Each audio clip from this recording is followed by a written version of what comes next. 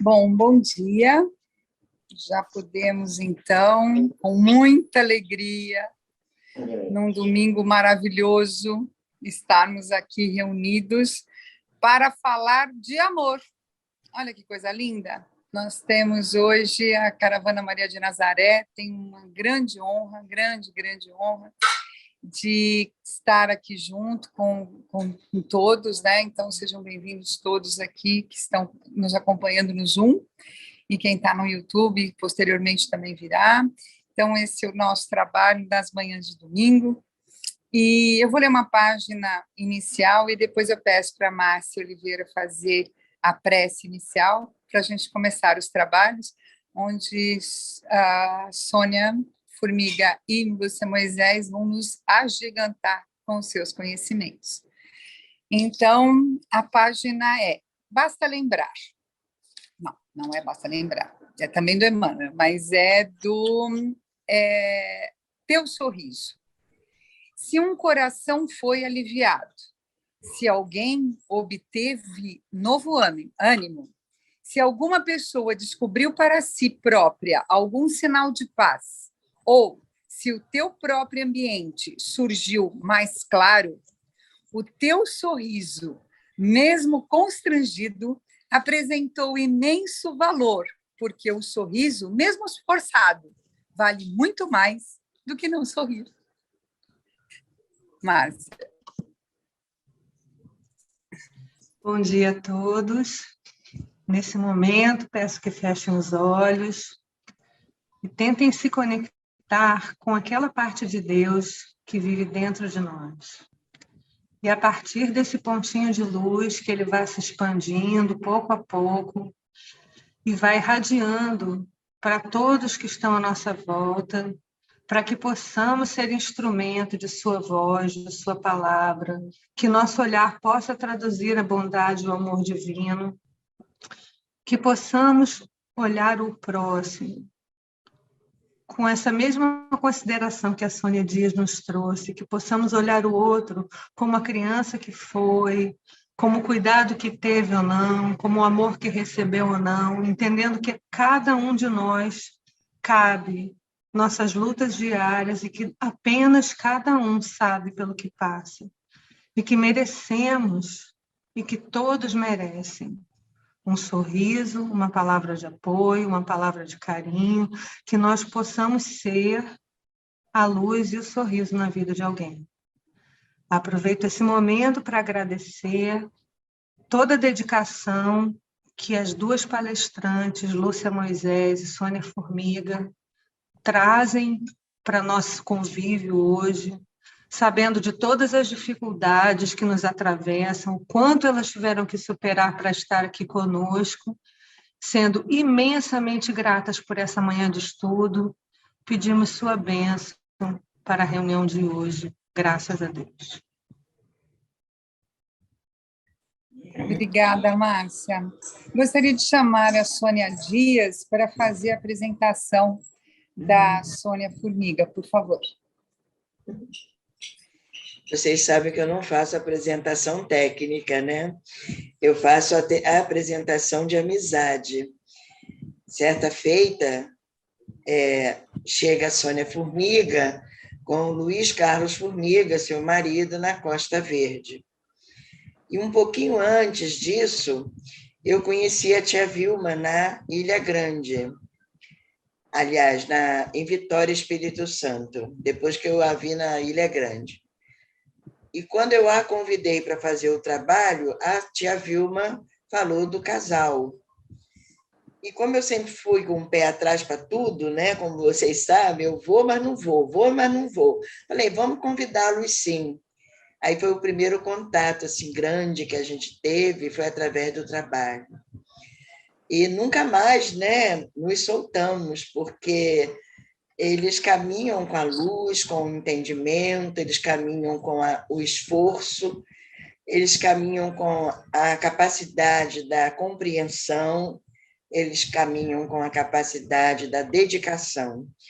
E quando você encontra pessoas assim, você não tem como soltar mais, porque são parâmetros para a sua vida, né? São escoras para a sua vida, são aquelas pessoas que se situam como vergalhões, que não podem sair do lugar nunca mais. Então, essa é a Sônia Formiga, a que trabalha, que dedica, é vovó, uma vovózona, tem filhas lindas, filhos lindos, né? Eu sempre esqueço do menino, tem filhos lindos.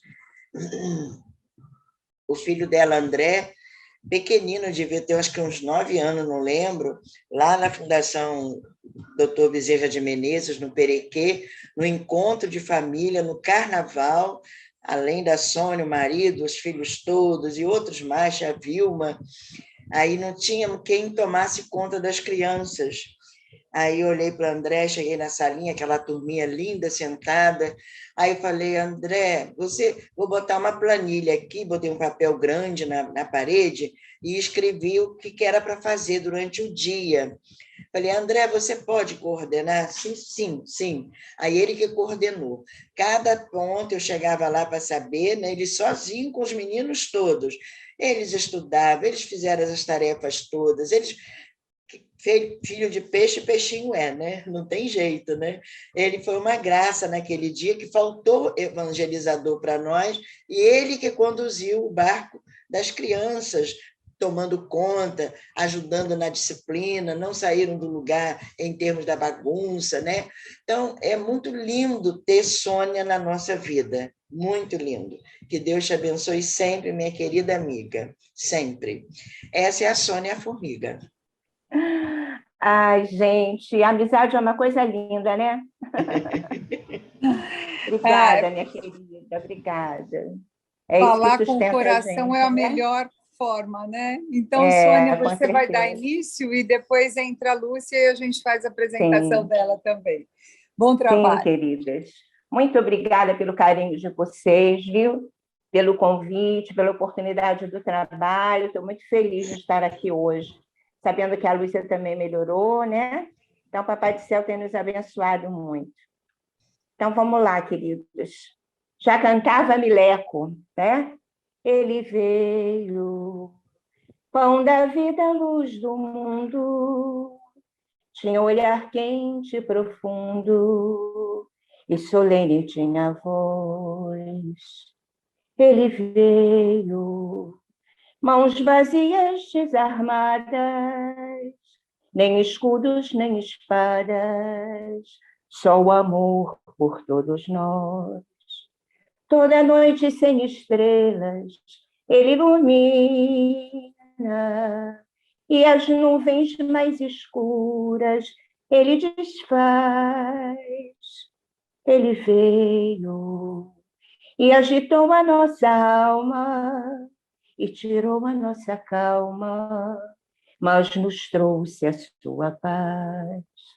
Ninguém amou como Jesus amou, né? Então, gente, há mais de 2 milênios, Jesus veio à Terra trazer a pedagogia do amor, né?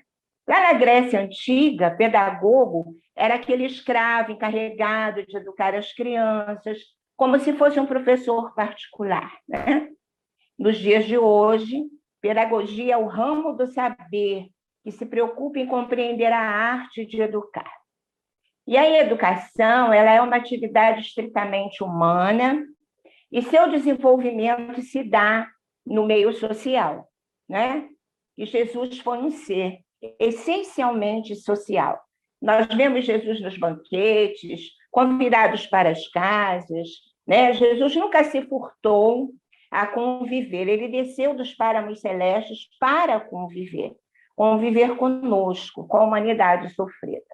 Estava sempre cercado pela multidão, porque, apiedado das suas dores, ele ensinava e curava os corpos e as almas, né? E o único título que Jesus aceitou foi o título de mestre, né? Então, ele mesmo fala, vós me chamastes mestre e senhor, e dizei bem, porque isto eu sou, né? Então, está lá no Evangelho de João, no capítulo 13, no versículo 13, são palavras do próprio Jesus. E por que Jesus se intitulava mestre e senhor?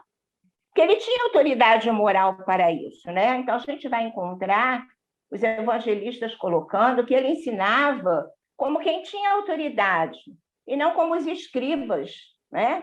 Que falavam uma coisa e faziam outra. E todos se maravilhavam com isso, né? A sua autoridade vinha da sua postura moral, da sua grandeza espiritual, mas também da sua prática, né? Então, gente, o mestre, ele nada escreveu. Nós não temos nenhum escrito do nosso mestre. Por quê? Que a sua vida e os seus ensinamentos não caberiam em palavras, não é? João diz lá no final do seu evangelho que se fossem escritos todas as coisas que Jesus fez e falou, não haveriam livros no mundo que pudessem caber, né? O evangelho de Jesus é a sua própria vida. É uma vida capaz de dividir o mundo em antes e depois dele. Então, a gente vê que nós, os espíritas, recebemos Jesus de volta, né? Do Consolador prometido, que para nós é o Espiritismo e é o cristianismo redivivo. E o Espiritismo vem nos oferecer Jesus como modelo e guia, né? Está lá na questão 625 do Livro dos Espíritos, quando Kardec pergunta qual o espírito mais puro que veio à Terra, né? E os espíritos respondem Jesus. E ele veio para quê? Né? Muitos acreditam que ele veio para salvar corpos, para trazer prosperidade física, né? Mas nós sabemos, e os espíritos responderam, para nos servir de modelo e guia. Então, quando a gente pensa em modelo, a gente tem a referência, né? Hoje, dos nossos adolescentes, né? Que seguem modelos de barro, né? Que procuram seguir aqueles que eles admiram, e nós temos Jesus como modelo e como guia. Então, o que é um guia? O guia é aquele que nos orienta no caminho que nós queremos seguir. Por exemplo, vamos empreender uma viagem, precisamos de um guia. E qual é o guia que nós vamos escolher? Um guia experiente, aquele que já conheça o caminho. Esse, para nós, é Jesus. Agora, é preciso que a gente conheça o guia, não é? Então, por isso, todas as oportunidades que nós temos na nossa vida de conversadora, né? A gente procura trazer Jesus para que a gente possa disseminar essa vida tão maravilhosa, tão grandiosa, tão luminosa que foi o nosso mestre querido, né? Aprender com ele, seguir os passos, para nós, para mim particularmente, é o maior de todos os desafios, porque tê-lo como modelo e guia 24 horas por dia não é fácil não, né, gente? Gente, que nossa experiência ainda tão pequena, com a nossa pequenez espiritual, mas é por isso que nós estamos aqui, esse é o objetivo da nossa existência. Muito bem. Jesus veio traçar os fundamentos da educação dos sentimentos. Ele veio trazer o amor. E na sua ação, que é a prática diária dele, nesses pequeninos 3 anos que ele permaneceu conosco, é que nós vamos nos autoeducando. Então, observando as suas ações, observando como ele lidava nos seus relacionamentos, nós vamos aprendendo com ele e procurando praticar na nossa existência. O Padre Zezinho, ele tem uma música muito linda quando ele fala, né? Pensar como Jesus pensou, falar como Jesus falou, amar como Jesus amou, né? Então, esse é o nosso grande desafio, quando nós estamos diante dos nossos dilemas, das nossas dificuldades, e nós nos lembramos dele e procuramos fazer como ele nos ensinou, né? E ele conseguiu, nesses 3 anos, concluir a sua tarefa, né? Por que ele conseguiu? Então, a gente vai ver algumas características desse grande pedagogo, né? Mestre dos mestres, que ele possuía. Ele possuía um ideal superior. Então, ele veio à Terra, como ele mesmo diz, né? Está lá em João também, no capítulo 10, no versículo 10. Eu vim para que tenham vida e vida em abundância. O que isso quer dizer? para que a gente tenha uma vida plena. Ele trouxe fundamentos para que nós pudéssemos estruturar a nossa existência, para que ela fosse plena, para que ela valesse a pena, para que a gente tivesse um sentido de vida, né? Então, ele trouxe para nós a ideia do Deus de amor e bondade, porque aquele povo, naquela época, conhecia um Deus rancoroso, né? Um Deus ainda que escolhia os seus filhos, pela má interpretação também do Velho Testamento, porque nós temos no Velho Testamento e nos profetas muita coisa bonita sobre Deus, né? Muita coisa sobre caridade, mas eles se apegavam a esse Deus dos exércitos. Então, Jesus veio semear o amor na terra.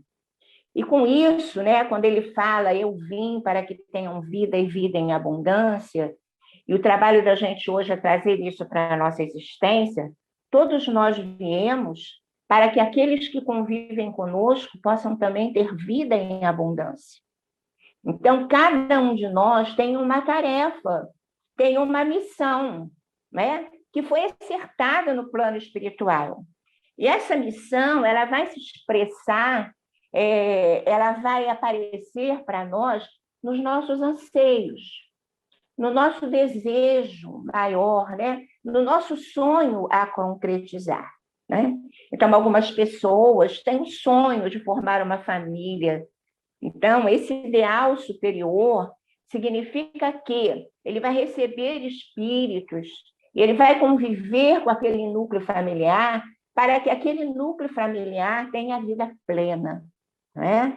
Algumas pessoas têm um sonho, o ideal do trabalho superior, e ela vai colocar naquele trabalho superior toda a sua plenitude, e ela vai fazer daquilo um bem não só para ela, mas um bem para o próximo, um bem para a comunidade. E por aí vai, nós temos alguns espíritos que reencarnam com missões na arte, né? Os grandes músicos que têm esse ideal. Então, o que eles vão fazer? Eles vão fazer desse ideal uma ferramenta de vida plena, porque quando nós aqui ouvimos essas músicas abençoadas, nós transcendemos, né? Nós podemos viver momentos sublimes. Então, cada um de nós, cada ser humano, tem uma missão. É preciso que a gente compreenda isso. A nossa vida não é uma vida inútil. Ninguém veio aqui a passeio, ninguém veio se divertir. Nós viemos a trabalho, nós viemos colaborar, né, como colaboradores de Deus que somos. Porque sem objetivo, sem um ideal, a vida perde o sentido. E por quando a vida perde o sentido, muitas vezes nós nos perdemos, né? Vamos para as drogas, vamos para o suicídio.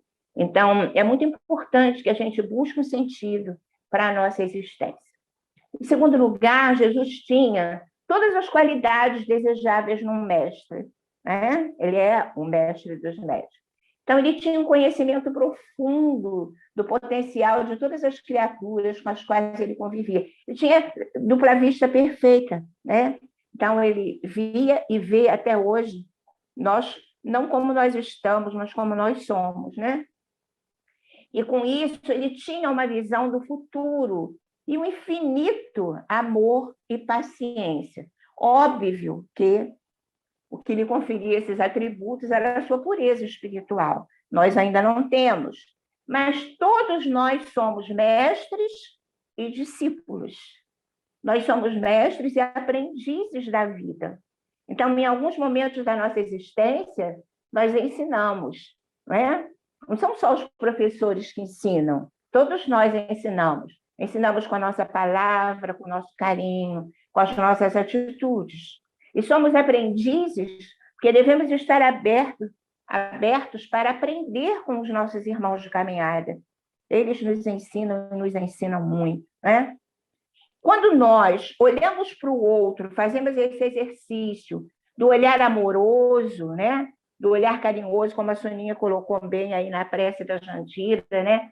Abrem-se para nós possibilidades maiores de ajudar, né? Então, em vez da gente emitir pensamentos rancorosos de vingança, nós vamos emitir pensamentos de ternura, pensamentos de amor, e ajudando aos outros, seja materialmente, seja espiritualmente, nós vamos nos ajudando, porque a vida é um eterno trocar, é uma eterna troca. Então, nesse convívio social, fraterno, né, e nós estamos todos conectados com a humanidade, porque somos todos um, que nós vamos nos autoeducando, tá?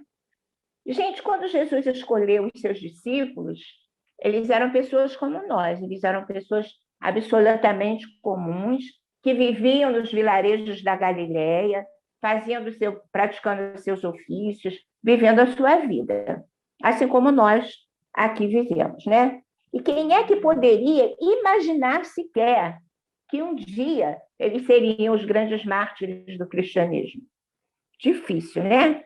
Então, mas é que Jesus, ele os via não como eles eram, não como eles estavam naquele momento cultural, social, político, mas eles os via como eles poderiam ser, se eles quisessem, é óbvio.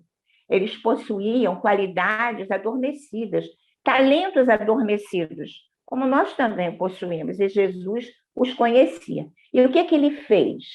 Ele, pacientemente, amorosamente, ele os foi lapidando. Ele foi, com todo o amor do mundo, acolhendo as suas sombras e as iluminou. É isso que ele quer fazer conosco. Esse é o desejo de Jesus para a nossa vida, né? E aí, a gente tem uma frase muito linda de Jesus em que ele fala: não foste vós que me escolhestes, fui eu que vos escolhi. Para quê? Para dardes muito fruto, e que esse fruto permaneça. Então, quando a gente vai analisar essa frase, a gente vai compreender que Jesus nos escolhe, e nós precisamos estar abertos para atender a esse chamado. Todos somos chamados. É como ele fala, muitos são chamados, poucos os escolhidos. Por quê? Porque é preciso que a gente esteja aberto, que a gente esteja disponível para esse chamado, né? E o que ele quer de nós? Ele quer que nós possamos dar frutos, e frutos em abundância, né? Que esse nosso fruto permaneça. Então, o que ele pede de nós é constância, é dedicação, né? Vamos dizer assim, prioridade na nossa vida, para tudo aquilo que nós já aceitamos desse convite de Jesus. Agora, uma coisa que a gente precisa pensar também, e é muito interessante, é que, gente, a convivência entre eles devia ser muito difícil, né? Devia ser complicada. Por quê? Porque eles eram um grupo muito heterogêneo. Então, o que Jesus fazia? Jesus aproveitava cada conflito, cada discórdia, né? Para educar, não para censurar e nem para acusar. Olha o que nós precisamos aprender. Então, nós, donas de casa, mães, avós, professores, qualquer de nós, né? Quando se envolve num conflito, a gente precisa lembrar disso. A gente precisa fazer daquele momento conflituoso ali um momento educativo, um momento de vamos dizer assim, de recomposição, de reestruturação daqueles sentimentos, daquelas emoções, e não colocarmos mais fogo na fogueira, né? Então, a técnica pedagógica de Jesus, ela é fantástica, ela é maravilhosa, né? Porque vamos ver, ó, a convivência com o diferente, foi isso que ele escolheu. Para quê? Ele não é nosso modelo e guia, hein? Imaginemos se Jesus escolhesse um grupo que fosse todo de espíritos puros, formado por espíritos puros, que não tivessem nenhum deslize, né? Nenhuma dificuldade. Nós nos identificaríamos com eles? Será que nós também conseguiríamos nos sentir discípulos de Jesus? Com esse grupo tão maravilhoso, a gente olhar e falar, não dá para mim, né? Eu não sou ainda assim. Jesus não irá me aceitar. Olha quem que ele escolheu. Então, ele escolhe conviver com diferentes, porque é a nossa vida. Nós convivemos com os diferentes. E é nessa convivência que a gente vai se autoeducar. Então, olha só, havia lá um publicano, que a gente vai trabalhar daqui a pouquinho, um zelote. Vocês sabem o que era zelote? O zelote era um revolucionário. Imaginemos, um publicano que era desprezado pelos judeus, né? Um zelote, um ex-guerrilheiro, né? Um adolescente, aliás, não era um só. Ele tinha outros adolescentes, mas a gente tira João como protótipo do adolescente, um menino com 17 anos, por aí, né? Ele tinha, nesse grupo, casados, solteiros, parentes. Vocês já imaginaram isso tudo junto? 12 convivendo juntos, com todas essas demandas. E a gente vê, quando a gente vai estudar o Evangelho, como era difícil a convivência. Eles traziam dificuldades enormes. Eles eram ciumentos, eles eram prepotentes, eles eram imaturos. E aí, com isso, Jesus promovia o quê? Promovia o crescimento de todos eles, a transformação, a liberdade e a autonomia, porque ele não cerceava ninguém. Ele deixava que as coisas acontecessem. E no momento em que as coisas aconteciam, ele tomava as rédeas, ele trazia para si e ele educava, né? E ele conversava, ele analisava a situação e deixava que eles, então, pudessem crescer, né? Então, Jesus não queria tornar ninguém herói. Jesus apenas queria que eles se tornassem trabalhadores dedicados e responsáveis, tá? Então, ele diz, quem quiser ser o maior, seja aquele que serve, porque aquele que serve será o maior. Os humildes serão exaltados, né? Qual era, então, para a gente pensar, qual era o objetivo do Senhor? Ele tinha um objetivo na vida. Todos nós temos que ter um objetivo. Nós não podemos viver aleatoriamente. Nós precisamos ter um foco. Nós precisamos saber. Porque ele sabia que tinha 3 anos de vida. Nós não sabemos quanto tempo ainda temos. Então, é preciso que a gente tenha um objetivo, que a gente foque naquele objetivo, para que a nossa vida seja plena. Ele queria que todo aquele que tomasse conhecimento da sua proposta, né, que era a proposta de Jesus, implantar o reino de Deus na terra. Era isso que ele queria fazer. Que ele colocasse essa proposta, aquele que tomasse conhecimento da sua proposta, a colocasse em prática, né? Pudesse ser construtor de si mesmo. Então, vem a doutrina espírita e diz para nós somos construtores da nossa vida, arquitetos do nosso destino. Então, é preciso que a gente tenha esse objetivo muito claramente, para que a gente possa construir, para que a gente possa arquitetar, né, o nosso roteiro de vida. Essa era foi a grande revolução que Jesus trouxe, né? A transformação radical do ser humano em todas as dimensões da vida. Porque depois que a gente conhece Jesus, a gente não é mais a mesma pessoa, né? Estou falando conhecer Jesus na sua grandeza, né? Assim como a doutrina espírita vem nos ensinar. O que ele queria era a dulcificação de todos os corações. Então, ele nos pede doçura, ternura, mansuetude, né? Como ele fala no Sermão do Monte. Os mansos herdarão a terra, né? Que terra? A terra prometida. Que terra prometida é essa? A terra do nosso próprio coração, da nossa intimidade, nos tornarmos plenos, conquistarmos a nossa autonomia espiritual. É isso que Jesus está falando, né? Então, a partir da dulcificação dos nossos corações, nós vamos dulcificar as estruturas sociais. É isso que ele quer de nós. A partir de quê? Do nosso universo íntimo, da nossa experiência de autotransformação, de autoeducação. Esse é o objetivo de Jesus na nossa vida. Naquele momento lá, serviu para nós de exemplo, mas o que ele quer de nós hoje continua sendo a mesma coisa. E para isso, Jesus nunca se furtava às aulas particulares. Essa é uma característica do bom mestre, né? Não é aquele que chega na sala de aula, dá aula e pronto, acabou, vai embora e fim. Não. Aquele mestre preocupado com todas as demandas de todos os seus alunos, de todos os seus discípulos.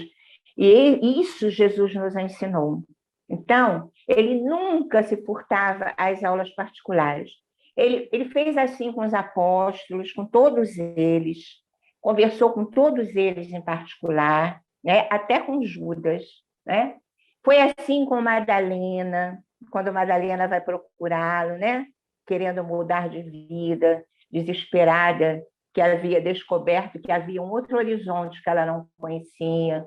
Foi assim com Joana de Cusa, que a gente vai trabalhar um pouquinho. Foi assim com Gamaliel, quando Gamaliel vai procurá-lo para saber como que ele podia conquistar a vida eterna, né? Foi assim com a mulher adúltera, e a transformou numa grande trabalhadora, né? E foi assim também com a mulher samaritana e com muitos outros personagens do Evangelho. Jesus nunca se furtou a ter um encontro particular, aquele encontro de coração para coração, de olho no olho, que todos nós devemos ter, principalmente com aqueles que convivem conosco e que são conflituados, que ainda trazem tantas demandas, né? Jesus nos ensinava com amor a que eles curassem as suas feridas, a abraçarem as suas sombras, né? A se autoeducarem. Então, ele os acolhia, trazia para junto do seu coração magnânimo, para que eles pudessem se abrir, né? E nós devemos ser esse porto seguro na nossa família, estarmos disponíveis, né? Através da nossa postura cristã, para que o outro possa chegar e, de coração aberto, se expor para nós, para que nós possamos dar a ele o alento, o carinho, a doçura que o nosso mestre, modelo e guia nos ensinou.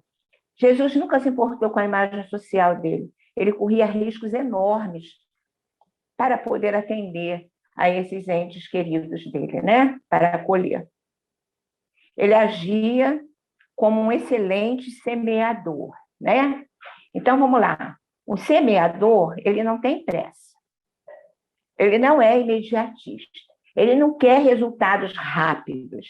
E quando ele quer resultados rápidos, ele não consegue o seu intento. Se ele semear e daqui a 2 dias ele vai lá cavucar para ver se a semente brotou, ele mata a semente, né? Então, olha esse exemplo para nós. Nós queremos resultados imediatos. Quando nós vamos agir, né, nós queremos que o outro responda rapidamente. Mas Jesus não. Jesus era um excelente semeador, tá? Por quê? Porque ele prestava mais atenção às raízes, dando tempo para que elas pudessem brotar, para que elas pudessem se expandir pela terra fértil, né? E aí elas criariam, né, essas sementes lançadas, criariam raízes na mente daquelas criaturas. É como nós devemos agir. Semearmos o bem, mas entregarmos ao outro a oportunidade do crescimento. Não nos compete colher, nos compete semear, tá? Jesus não queria transformá-las. Todas aquelas criaturas que o procuravam, né, que ansiosamente o procuravam, não queria que elas fossem perfeitas naquele momento, mas ele queria que elas se tornassem pessoas mais lúcidas, pessoas que fossem senhoras das suas emoções, que pudessem crescer, cada uma no seu ritmo, cada uma do seu jeito. E quando a gente vai ver lá na parábola dos talentos, parábola linda, né? Em que ele fala, né? O prêmio, a conquista, não é para aqueles que conquistaram 100% das sementes. Aqueles que conquistaram 70% e 30% receberam a mesma recompensa, porque cada um tem o seu tempo, cada um tem o seu momento, e isso nós precisamos compreender, isso nos falta. Estou falando por mim, né, gente? Então, a gente vai agora tentar, né, analisar com vocês dois desses encontros particulares de Jesus, tá? Para que a gente possa ver assim, em profundidade a ação desse educador, né? A ação desse mestre dos mestres. Nós vamos, primeiramente, pensar no encontro de Jesus com Mateus, tá? Mateus, ele era um cobrador de impostos. Ele ficava sentado lá na porta da coletoria. Então, o que era um cobrador de impostos? O cobrador de impostos era aquele arrebanhado por Roma dentre os próprios judeus. Olha o que Roma fazia. Roma dominava, nesse momento, a Judéia, dominava toda aquela região e todos os judeus. Eles eram escravizados, né? A técnica romana era uma técnica muito sutil, muito inteligente do ponto de vista material, né? Então, o que eles faziam? Eles arrebanhavam alguém dos próprios judeus para exercer essa função. Por quê? Porque eles sabiam que, sendo judeu, ele teria mais acesso ao povo, ele conheceria melhor aqueles homens e poderiam exercer a sua função com mais propriedade. Porém, com isso, eles faziam desse ser um ser abominável.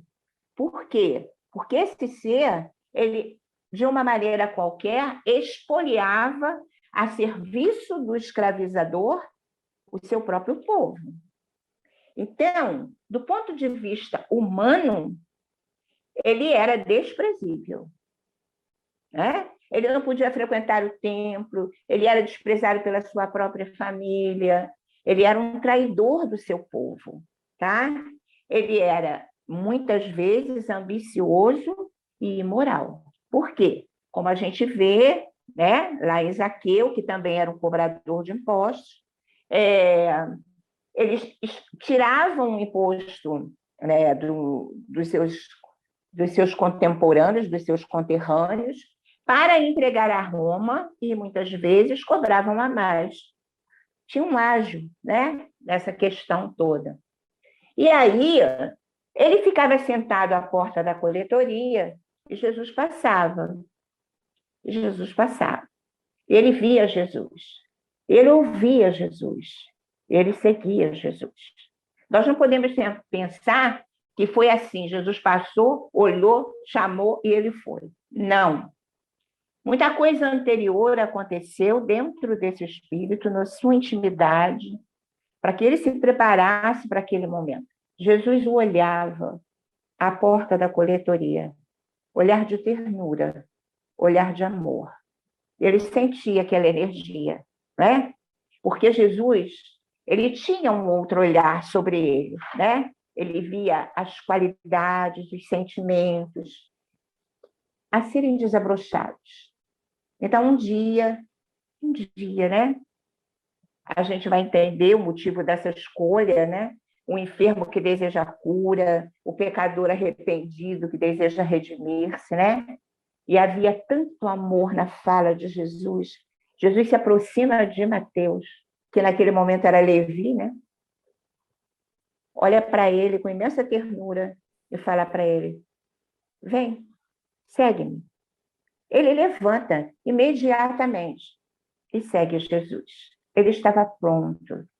Jesus o preparou com todo o seu amor, né? Esse amor incondicional do nosso mestre curou as suas feridas emocionais e fez dele não só um apóstolo, mas um evangelista. E por ele estar acostumado a escriturar, ele escreve, né, os ditos de Jesus. E essas cópias se espalharam por toda aquela região, né? Entre os discípulos, todos copiavam. E Emmanuel, no livro Paulo Estevão, ele vai nos dizer que esse texto de Mateus circulava por todos os lugares, né? O seu amor pelo Cristo, um amor incondicional que ele tinha pelo Cristo, né? Fez com que ele perpetuasse em palavras os ensinamentos do seu mestre. Esse texto é o texto, né, que desapareceu, o texto original, né? Mas a gente sabe em Paulo Estevão que foram os primeiros escritos, o primeiro evangelho, né, que foi redigido, foi de Mateus.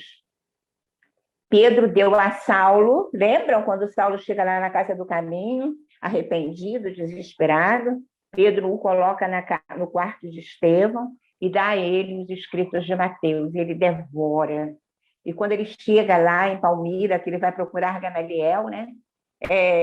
Gamaliel entrega a ele os textos que Pedro tinha ofertado ao próprio Gamaliel. E aí ele vai para o deserto, lá de Dan, e lá Áquila e Prisca estudavam o mesmo texto. E a história vocês já sabem, né? É muito interessante, gente, quando a gente vai observar o Evangelho de Mateus, que é um evangelho lindo, muito bonito mesmo, a gente vai perceber que ele se desnuda, né? Então, é um evangelho que ele coloca a humildade, a simplicidade, o desejo de transformação que ele tinha, né, de crescimento. Ele estava se autoeducando. E aí, no seu evangelho, unicamente no seu evangelho, é que ele se coloca como um publicano. Os outros não o colocam como publicano. Olha que interessante. Ele se coloca um publicano chamado por Jesus, né? E ele expõe o seu texto, todo o preconceito sofrido por essa classe, né? E a gente vai ter no texto dele, né, do evangelho dele, as questões sobre a riqueza, sobre o dever de pagar os impostos. Talvez fosse uma catarse, né, que ele estava fazendo dele mesmo, tá?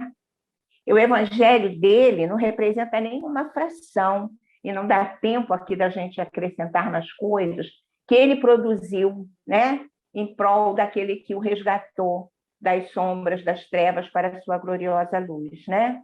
Ele queria espalhar essa luz por todos os seus conterrâneos, que ele escreve o evangelho dele para os judeus, tá? Então, ele procura associar Jesus às profecias, ele reafirma a origem davídica de Jesus, ele cita 128 passagens do Velho Testamento, tudo para que os judeus aceitassem Jesus como Messias. Então, a gente vê que Mateus, ao contato do amor, né, que esse amor que inclui, que redime, que cura, ele abraçou a sua própria sombra e ele se autoeducou, né? Será que a gente aprendeu a amar assim, dessa maneira? Acho que ainda não, né? A gente está na luta, a gente está no trabalho, porque a gente ainda está mergulhado nos preconceitos inadmissíveis, na rotulação, né? A gente ainda rotula as pessoas, a gente julga, a gente exclui, a gente condena ainda, né? E aí a gente fica pensando como espírita. A gente conhece a nossa trajetória espiritual? Sabemos quem somos, quem fomos? Pois é, né, irmãos queridos? Então, sempre com Jesus aprendendo. Agora a gente vai pensar nas mulheres, tá? As mulheres que seguiam Jesus. E lá no judaísmo, né, que ele surgiu dentro de um contexto rural, pastoril, a figura do pai ocupava um lugar assim fantástico, de destaque, né? E isso deu origem ao modelo de família patriarcal, né? Lá no início da Idade mais moderna, né? O marido lá no Oriente Médio, nessa época aí, ele tinha alguns deveres com a mulher. Olha que interessante. Dar alimento para ela, habitação e vestuário. Cumprir os deveres conjugais. Tentar resgatá-la em caso de rapto, que havia rapto de mulheres. Zelar pela sua saúde e integridade física. Enterrá-la por ocasião da morte. Deveres do marido para com as mulheres. Olha só, tudo se tornava mais grave para a mulher. A condição da mulher era muito difícil. a poligamia que existia, né, que era institucionalizada, porque tinha a ordem divina de procriar, né? A esterilidade era sempre considerada feminina, então a mulher que não paria, né, que não procriava, ele usava as servas dessa mulher, a gente tem muitos exemplos disso no Velho Testamento, né, para procriar. Ela era banida porque ela não procriava, nós tivemos mulheres estéreis, né, como Sara, como Isabel, exemplos no Evangelho, né? E havia uma ignorância em torno do funcionamento do corpo, né? Tanto masculino quanto feminino. Então, assim, em relação à menstruação, que era considerada impureza, a mulher ficava impura todo o período da menstruação. A emissão do esperma, o homem também ficava impuro. O resguardo, onde a mulher sangrava, e o sangue era considerado como impureza, né? Então, gente, a interpretação equivocada de Adão e Eva, né, dava à mulher a condição de pecadora, né? Porque ela tentou o homem. Então, ela traz esse estigma de pecadora, né? Ela era considerada apenas um útero. E quando esse útero não funcionava, ela era deixada de lado, né? Considerada dissimulada. Então, ela era sempre vigiada, andava coberta, não podia falar com ninguém na rua. Então, todos esses estigmas que ainda tem alguns ranços do dia de hoje, né? Bom, em algumas traduções do Novo Testamento, e do Velho também, a gente vai encontrar a mulher, lá nos 10 mandamentos mesmo, como posse do marido. Então, ela era uma coisa, uma posse do seu marido. Ela não tinha identidade civil, elas eram analfabetas, sustentadas pelos homens, não tinham capacidade jurídica, não tinham bens. E elas eram responsáveis apenas pelo lar, tá? Pela manutenção do fogo sagrado, da chama sagrada, mas não tinham nenhuma autonomia.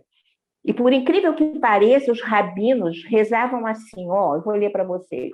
Bendito sejas tu, Senhor, porque tu não me fizeste mulher. Então, gente, olha o absurdo que nós mulheres vivíamos naquela época, né? E ainda diziam mais, sejam as palavras da lei antes queimadas do que ensinadas às mulheres, tá? Então, a gente vai ver que lá nos 4 evangelhos, eles descrevem Jesus sempre se recusando a seguir essas tradicionais barreiras sociais, tá? Ele fala com as mulheres na rua, ele as abraça, ele as beija, ele encoraja o seu crescimento espiritual, ele cura suas enfermidades físicas e morais e espirituais, ele valoriza o trabalho doméstico delas nas parábolas lindas, né? Ele valoriza a maternidade, ele ergue-as ao discipulado, como ele fez com Madalena. E aí, gente, a Joana de Cusa era uma dessas mulheres, tá? Ela era casada com Cusa, um homem muito poderoso, tinha um alto cargo na corte de Herodes, e ela tinha uma posição confortável, muito confortável socialmente falando, né? Mas um dia ela conhece Jesus. E aí ela descobre naquele peregrino um sentimento, uma nobreza de caráter até então desconhecidos para ela, né? Seu marido era rude, seu marido era interesseiro, era sem caráter, e vivia conforme as circunstâncias que lhe favorecessem financeiramente. Uma hora ele estava no templo dos judeus, outra hora ele estava cultuando os ídolos romanos. Então, ela se sente muito triste e ela vai procurar Jesus para uma conversa particular, tá? E ali, olhando para Jesus, ela abre o seu coração, conta as suas angústias, seus desejos, expõe as dificuldades do seu marido. Ela queria seguir Jesus, ela queria poder caminhar com Jesus pelos caminhos que ele percorria, mas ela não podia. Cusa jamais entenderia, né? Então ela fala, o que fazer, Senhor? O que fazer da minha vida? E aí Jesus, o mestre do amor, olhando-a com imensa ternura, lhe diz, agradece ao Pai a tua cruz, Joana, ama-o, perdoa-o. Os sãos não precisam de médico. E teu marido traz a pior de todas as enfermidades, a enfermidade moral. Quem melhor do que tu, que já conheces a boa nova, para testemunhar-lhe o amor? Joana se surpreende com as palavras de Jesus. E ela se põe a pensar, e ela entende, e ela se vai, sem antes ouvir as palavras finais do nosso mestre, que lhe diz: vai, filha, ser fiel durante toda a sua vida. E o amor de Jesus invade todo o ser de Joana. Embora ela não tenha a resposta desejada, né? Ela compreende a finalidade da sua existência, um sentido para a sua vida. Ela precisava aprender a amar o seu marido do jeito que ele era. Ela precisava reconstruir as bases emocionais do seu lar. Era o sentido da vida dela. E ela compreende. Então, mais tarde, ela vai receber a bênção da maternidade e uma explosão de ternura invade o ser de Joana. Mas Deus iria exigir dela, iria testar a sua transformação nas dores acerbas que a assaltaram. A viuvez, a pobreza, o abandono dos amigos infiéis. E quando seu mestre parte, ela vai entender, finalmente, o que significava seguir Jesus. Não era andar atrás dele pelos caminhos da Galileia nem da Judéia, era fazer aquilo que ele ensinava. Então, ela vai para as catacumbas com seu filho, como eles iam naquele momento tão difícil, tão cruel de perseguição. E num desses momentos, ela é presa, junto com seu filho, né? E ela é levada ao sacrifício extremo, é queimada viva, junto com seu filho. E ela ergue os olhos ao céu. E ela ora, enquanto seu filho chora desesperado. E o soldado chega perto dela e fala para ela: abjura, mulher, abjura, nega esse nazareno infame, essa doutrina maldita. E Joana se cala. Joana apenas ora.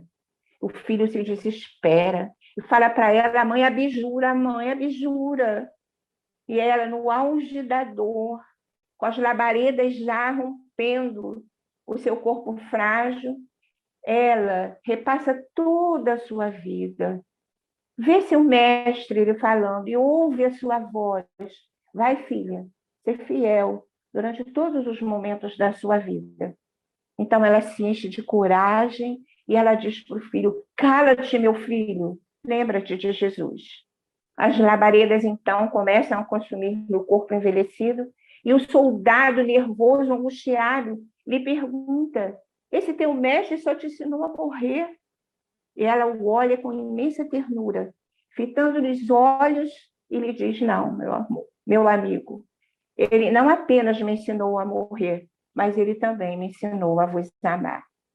E, gente, foi esse amor que transformou essa humilde mulher, após algumas experiências reencarnatórias, da benfeitora Joana de Ângeles, né? Que hoje, junto com Francisco de Assis, encabeça esse movimento de transformação da humanidade, assessorando Cristo Jesus, né? na regeneração do planeta. E nós vamos terminar aqui a nossa conversa com as palavras de Lázaro no Evangelho segundo o Espiritismo, quando ele diz: é o amor, esse sol interior que condensa e reúne em seu ardente foco todas as aspirações e todas as revelações sobre-humanas. Que Jesus, nosso mestre do amor, nos encha de luz, nos guarde, nos proteja nessa manhã tão linda que nós estamos aqui reunidos em seu nome. Muito obrigada, queridos. Nossa, a gente fica sem palavras. A emoção foi, assim, arrebatadora, Sônia. Gratidão. Nós temos umas perguntas que eu acho que a Miriam compilou. Silvia. Oi, pois Silvia, deixa eu completar a apresentação da Sônia. Precisava de mais alguma coisa? Sônia é tudo isso. Além de mestra, ela é uma criatura que fala de Jesus com pura emoção e toca. Muito bom. Foi bom A gente demais. faz as perguntas, então, Maria Silvia? Ou vamos deixar para o final e vamos partir já para a apresentação da Lúcia, da nossa querida Lúcia Moisés. Faz tudo, né? Tá. E aí a gente fala, querida Lúcia. Queridos, bom dia a todos. Eu estou tão encantada de ouvir a Sônia que eu vou ficar devendo uma fala a vocês. Eu tenho estado realmente com muita dor. Não consegui preparar, não. Eu falaria assim de improviso alguma coisa, mas já são 9h30. A Sônia tocou tanto o meu coração. Brilhante. Que eu acho que a gente podia caminhar para as perguntas. Eu vou ficar devendo isso a vocês. Pode ser? Lúcia, a nobreza da tua alma, você encanta a gente de qualquer jeito. Só você estar conosco aqui nesta manhã, trazendo o teu brilhantismo, porque você é uma pessoa que traduz o amor, Lúcia, sabe? Então, eu acho, sim, que agora você, não só como educadora, como foi como profissão durante a vida, né, de mestra também, mas como essa educadora de almas, e essa pessoa maravilhosa que é, a gente respeita a tua decisão, mas assim, você vai ficar devendo para a gente uma manhã inteirinha só com você. Você é uma pessoa maravilhosa. Ô, Silvia, oi. Eu quero falar da Lúcia, pelo amor de Deus. Eu ia falar, mas aqui... Não, depois você fala a sua parte, eu tenho que falar a minha primeiro. A Lúcia chegou de mansinho na vida do movimento espírita do Brasil.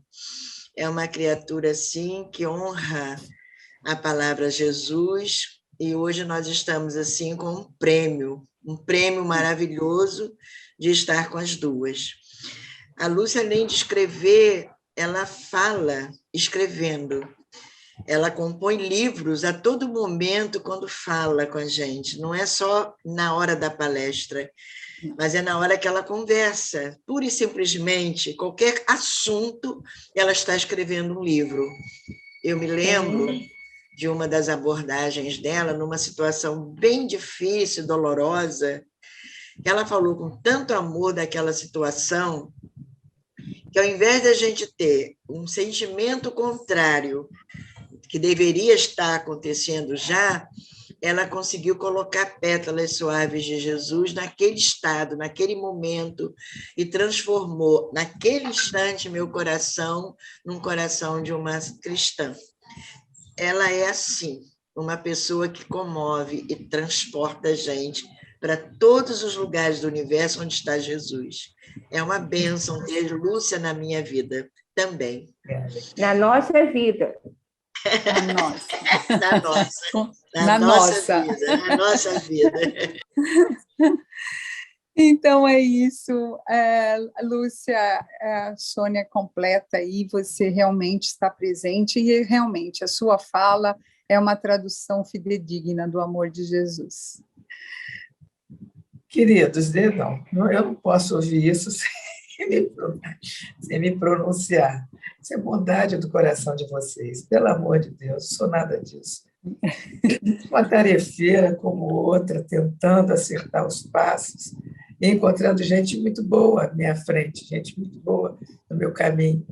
E é isso. Prece final, então, nós faremos isso. Tá bem? Então, Miriam, por favor, você pode... Oi, desculpa, Xane. Lúcia, que Jesus derrame sobre você as suas bênçãos, você fique curada, tá, querida? Obrigada. Muita paz, muita luz na tua vida. Muito obrigada. Miriam, por favor, querida, se você puder agora passar as perguntas. Então, vamos. Nossa, a gente precisava muito escutar sobre Jesus, não é? Então, vamos lá, gente. A primeira pergunta foi de Sônia Dias, e ela fala: como eu posso descobrir o que posso oferecer algo de mim para ajudar. Como saber? Como eu posso descobrir o que eu posso oferecer algo de mim para ajudar? Como eu sei isso? Como saber isso?